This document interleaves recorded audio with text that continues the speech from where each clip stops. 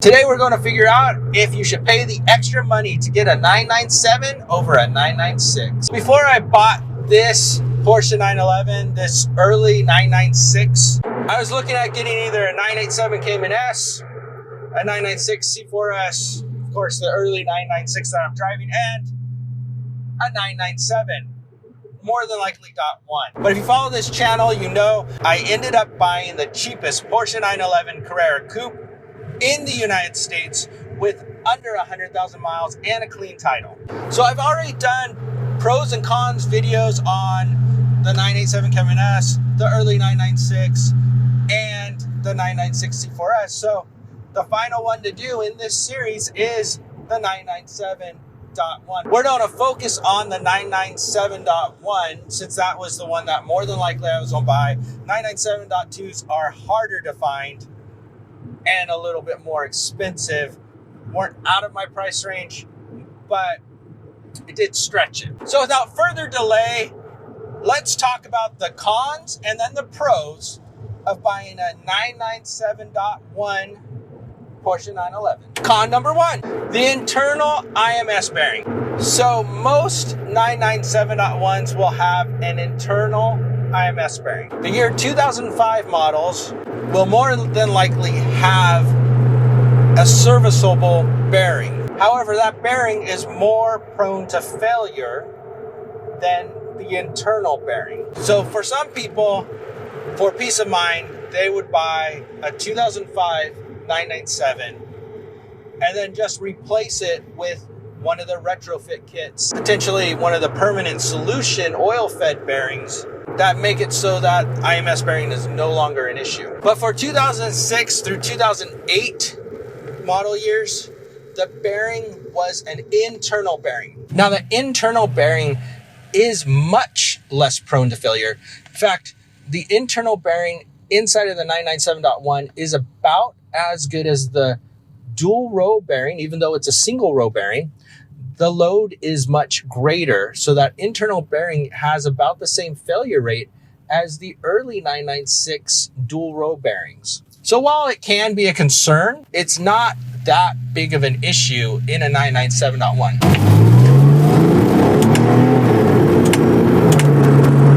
And here's con number two, bore scoring. This tends to be a bigger issue in the 997.1s. It especially affects the 3.8 liter engines. The bigger the bore, the more likely you are to have bore scoring issues. It's just, it's more prone to happen the bigger the displacement the engine is. So you can get new cylinder sleeves that help reduce it, and when people start getting it and they do a rebuild, that they'll have that done. The important thing to check out if you are looking to buy a 997.1 that has had bore scoring issues before is if they re-sleeved it, did they re-sleeve all 6 cylinders? A lot of people will only re-sleeve the cylinders that had the scoring, and that shortcut will end up costing you more money usually down the line. If they did all 6, it's a better deal. If they only did 1 cylinder, it still might be worth it, but it's a reason to pay a little less money. It's something to check during a pre-purchase inspection. Get someone in there with a bore scope, have a professional check that kind of stuff, or if you have a bore scope, you can do it yourself. You can also, a lot of times, tell if it's gone a certain amount of time. Get this tapping sound, which is the piston slap. Although some people have had success using something like seafoam to get rid of that sound, a bore scope is the best way to make sure that someone didn't just try to put something in there that temporarily masks the symptoms. And here's con number 3. Overall, the 997 generation has a very nice interior. It's a pleasant place to be. And compared to a 996, it is a big leap as far as modern interiors go. You can tell that the 996 was designed in the 90s when cars like the Ferrari 360 interiors, which are nothing to write home about. In fact, the 996 is probably better than a 360. But you can tell that the 997 interior is definitely more modern. However, There is one area inside that interior that wears like crazy. Those are the switches that are touched a lot. They get sticky and the paint comes off. Specifically, it is the climate control switches. This gives your otherwise very nice interior a really cheap feel. Now, there are ways to fix this, to refurbish it. Some people paint it with like a plastic dip, or you can buy replacement switches. Cars with about 50,000 miles seem to have this issue. So those are the cons. That's why you shouldn't buy a 997.1 generation of the 911. Let's get to the pros, but first I'm gonna need a little bit of caffeine. Let's stop at an overpriced coffee shop. I'm gonna go Chrono. Hi, could I get a venti iced caramel macchiato upside down? Okay. And that'll do it.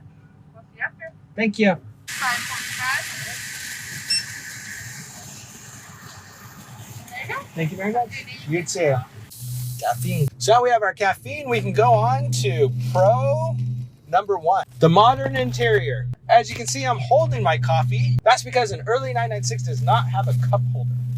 The 997.1 and 996.2 do have a cup holder, but it's more than just, okay, you get a cup holder. It's a very nicely designed cup holder over by a glove compartment. The materials is nicer in the 997. Most people will tell you one of the reasons to get a 997 is the interior.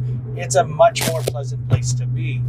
Outside of those climate control issues that were the con, the interior quality feels better. It feels a little more special when you're driving, as far as just looks like a modern interior. It is a mid-2000s infotainment system if you get the infotainment system, and you probably want to upgrade that. The 996 was the first time Porsche used the mass market production. And so with the 997, they learned from a lot of things that happened in the 996. And because that, the seats tend to be a little bit firmer in a good way, a little more comfortable. The 996 seats can break down easily and not be as comfortable. It is also available with the Sport Chrono package. So you got the clock and of course the sports button, things of that nature. So you're getting more into the modern era of the 911. The 996 is a little bit closer to the vintage. It's water cooled, but in a lot of ways it has a similar feel to the later air cooled models. And here's pro number 2, the headlights. Most people who are Porsche purists just they don't like the 996 generation headlights. They don't like the 996.1 or the 996.2. You can make the argument the 996.1 resembles the Le Mans winning 911 GT1, but it also resembles the early cars also are the same as the Boxster, which a lot of 911 guys don't like. With the 997, you don't have that issue. They're round, well, oval headlights, still aerodynamic, so it goes more toward the 993 where they start to become aerodynamic, but they are round. It has more of the classic Porsche styling, mainly because of the interior and the headlights. People often say the 997 was a return to form for Porsche.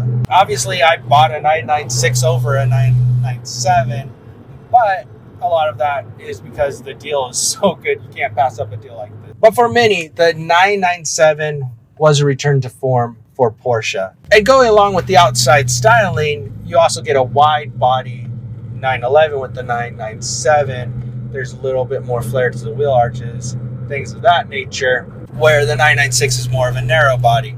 And a lot of people prefer the styling of the 997 in general, but the headlights are the thing that get the most talk. And here's pro number 2, the 3.8 liter engine. Yes, it's more prone to bore scoring, but for the first time in the 997, Porsche offered 3.8 liter engine in one of their mass market production cars. The naturally aspirated Carrera S offers 355 horsepower. That's from a car from the mid-2000s. And when you compare it to an early 996 like what I'm driving, that's 55 horses, a little more than that, more horsepower. Porsche's claimed 0 to 60 time for the Carrera S is 4.8 seconds. In the real world, it's probably closer to 4.2. Porsche tends to be pretty conservative on their 0 to 60 times. Even if you get the 3.6 liter in the 911 base Carrera, you'll have 325 horsepower. And for the first time, Porsche had the Sport button, which just kind of sharpened everything up. Get the Sport Chrono package. And the performance just jumped a huge level between the 996 and the 997 with the introduction of the 3.8 liter Carrera S. Of course, it will cost you more money, which is always the case with more performance. With great performance comes great price. Is the 997.1 generation of the Porsche 911 worth the extra $5,000 to $10,000 that it's going to be to an equivalent 996? That really depends on whether things like the headlights, the interior, and a little extra performance are a big enough deal to you. You can get a very nice 996 for a lot less money and have a more vintage feel. But if you want a more modern car, something that feels like it's newer, even though it's not brand new, it does feel like it's from the modern era. And a car that a lot of people are going to look at when you're driving by, and a lot of people that don't know 911s or don't know Porsches in general, a lot are going to think it's not a very old car. A lot will think, someone might even think it's brand new because the styling is so similar to the newer 911s.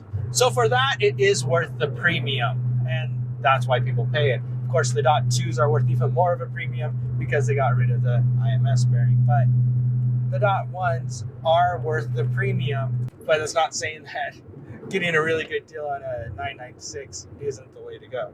Now, if you'd like to hear me talk about the pros and cons of an early 996, check out this video. Otherwise, check out the video that YouTube thinks you should see. Now, get out there and drive.